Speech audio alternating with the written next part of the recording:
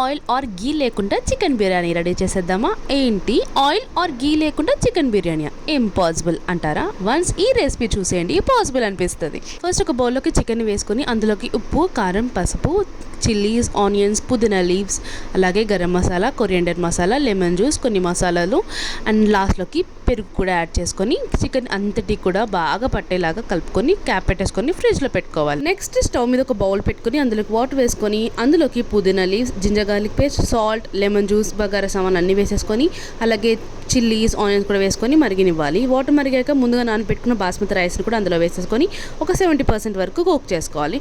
Next మనం marinate చేసుకున్న chicken ఉంది కదా, అది కూడా ఇంకొక బౌల్లో పెట్టుకొని ఒక 10 minutes అలాగే వదిలేసేయండి. నెక్స్ట్ ఇక రైస్ అంతా కూడా ఇలాగా ఈవెన్గా స్ప్రెడ్ చేసుకోవాలి.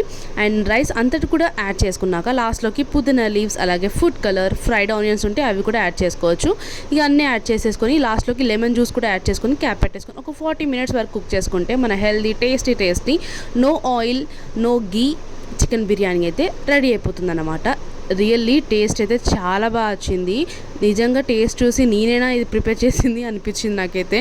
అండ్ నార్మల్గా మనం ఆయిల్ ఆర్ గీ వేస్తే చేసే బిర్యానీ కన్నా ఇలా చేసుకుంటే చాలా టేస్టీగా అనిపించింది.